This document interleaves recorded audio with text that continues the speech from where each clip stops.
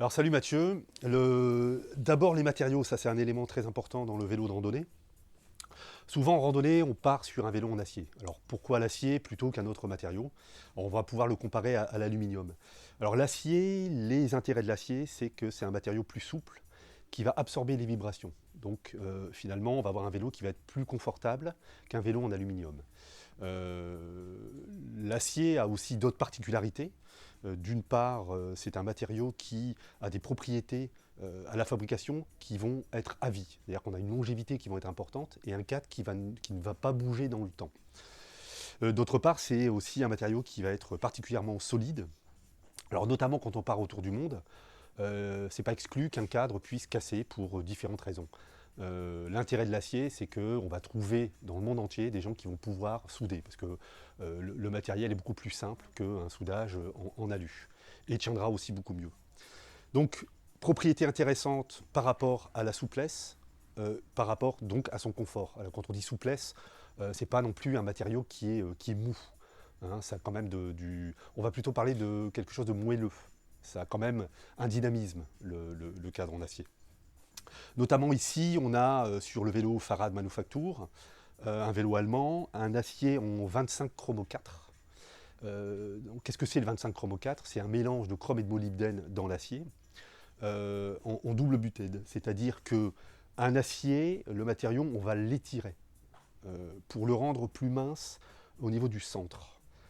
Et on va éviter de l'étirer aux extrémités pour avoir une épaisseur plus importante. Cette extrémité, c'est là où il va y avoir les jonctions et ça nous permet d'avoir une rigidité qui est accrue sur le vélo. Et puis le reste, eh ben, il est du coup plus fin. Alors on va pouvoir trouver des cadres en acier à 0,04 mm. Hein, c'est le cas des cadres en acier inox. On a du 0,05. Là, c'est à peu près ce qu'on a sur ce genre de cadre. Alors ça confère des vélos qui ne sont pas plus lourds qu'un vélo en aluminium. Alors en aluminium, je dirais classique, parce qu'il y a du aluminium aussi très haut de gamme, mais là c'est complètement autre chose. En tout cas, sur un aluminium classique, le vélo ne va pas être plus lourd pour un équipement similaire. Alors, pourquoi on choisit plutôt l'acier? Donc, je vais parler un peu de l'alu là et la différence qu'il y a avec l'acier. Je parlais de matériaux à la fabrication et de propriétés à la fabrication. L'alu a une propriété qui est rigide. C'est un cadre donc, qui va avoir plus de rendement. Alors, le rendement, ça peut être intéressant en randonnée, mais en général, c'est pas là-dessus qu'on va mettre l'accent, mais c'est plutôt sur la durée. C'est-à-dire que pédaler longtemps dans une journée et d'être du coup moins fatigué par la rigidité du cadre. L'alu, qui a un cadre très rigide, finalement va apporter plus de rendement parce qu'il y a moins de pertes dans la déformation du cadre. Mais ça va donner un vélo qui va être aussi plus dur, plus rigide, donc vibration sur le cadre, notamment quand on est sur du chemin. Donc finalement, ça fatigue plus le corps et dans une journée, on va aller moins loin. Et de jour en jour, c'est comme ça, on avance moins. L'autre partie, c'est que l'alu a une propriété à la fabrication qui va finir par se perdre dans le temps. C'est-à-dire que cette rigidité, au fur et à mesure de l'utilisation du vélo, elle finit par s'estomper. Alors il faut effectivement rouler beaucoup, mais on peut considérer que 30-40 000 km fout un cadre en alu en l'air. Alors pour des gens qui voyagent beaucoup, on les fait quand même assez rapidement. Ça veut dire qu'en quelques années, le cadre alu, eh bien, il a vraiment perdu de sa rigidité. Et du coup, on se retrouve avec un cadre qui est vraiment, là pour le coup, trop mou et qui est plus utilisable.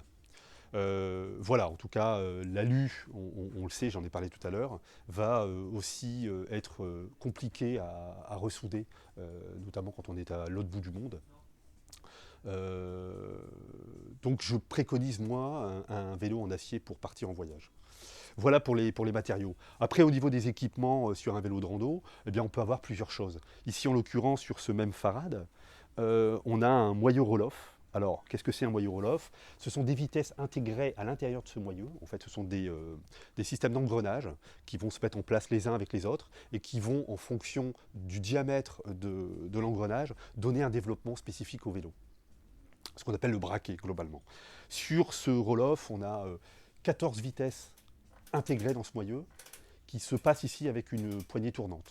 Donc l'intérêt du roll-off, c'est la rapidité du passage de vitesse. Il n'y a pas plus rapide que ça au niveau des dérailleurs qui existent sur le marché. C'est la possibilité de passer plusieurs vitesses en même temps, la possibilité de passer, comme je le fais ici, à l'arrêt, Et donc techniquement, c'est très intéressant parce qu'on peut être sur un chemin, prendre un virage et puis tout d'un coup se retrouver avec une pente à 10-12% et en moins d'un demi-seconde, eh bien, on passe en petit braquet et là on peut attaquer. Alors pour ça, il va falloir arrêter de pédaler, on passe la vitesse et puis on va pouvoir avancer. C'est très fiable également. Alors ça, c'est au niveau de ses avantages. Au niveau des inconvénients, on a un poids qui est un peu plus lourd. C'est un vélo qui va coûter plus cher à l'achat, mais qui finalement on va arriver à rentrer dans ses frais si on décide de garder le vélo longtemps. Ce qui peut être le cas, parce qu'avec un vélo en acier, avec un roll-off qui est très fiable, finalement on rentrera dans le coup. Parce que sur un dérailleur externe, il va falloir changer les plateaux, les pignons plusieurs fois, la chaîne, et ça, au fur et à mesure des années, ça va coûter finalement le même prix que sur un roll-off. On parlait de dérailleur, sur un autre vélo, la même marque, Farad. Ici, on a un triple plateau. Donc évidemment, en randonnée, comme on va porter beaucoup de sacoches et on va porter du poids, il va falloir qu'on puisse monter facilement avec beaucoup de bagages. Donc triple plateau ou le roll-off 14 vitesses, c'est absolument nécessaire. Ici, en transmission Deore, à l'avant, on a un plateau de 48, 36, 26 dents. Et à l'arrière, on a 10 pignons en 11-34. Donc globalement, pour grimper, hein, si je me mets sur le plateau 26 et le grand pignon en 34, je grimpe tout. Et puis on a d'autres vélos qui existent, le système pignon avec également des vitesses intégrées. Là, c'est pas dans un moyeu, mais c'est dans l'axe de pédalier. En fait, on a un gros boîtier avec le même système d'engrenage, enfin, qui ressemble fortement à une boîte de vitesse, hein, globalement. C'est la même chose. Donc voilà, là tous ces vélos sont en acier. Donc je parlais du 25 Chromo 4. Il existe d'autres aciers plus haut de gamme, l'acier inox qui va être plus rigide, notamment le 931 de chez Reynolds ou le 951 très haut de gamme. Il y a le 853 qui est plus utilisé dans des gammes route, mais qui est encore gérable en randonnée, qui va aussi donner un peu plus de rigidité.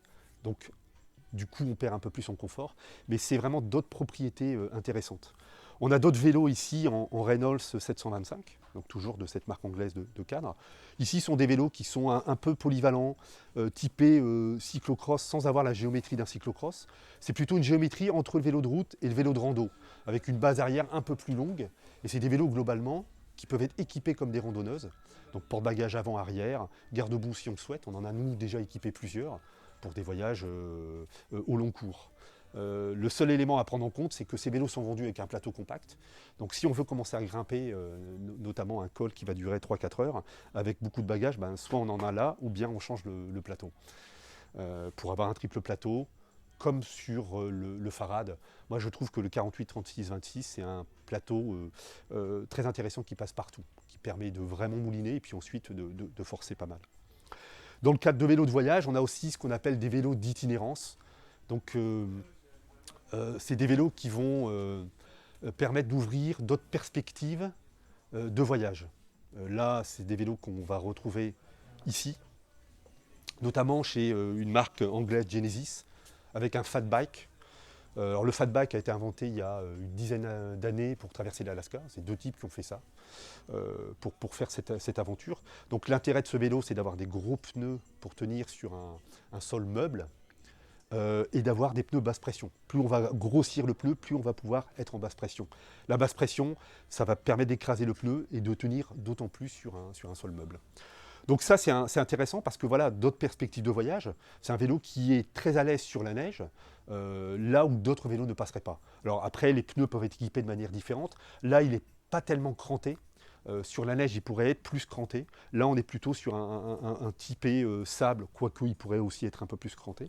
Et puis ce genre d'autres vélos qui ressemblent à un VTT, mais on reste sur du cadre acier, en 25 Chromo 4, non suspendu là.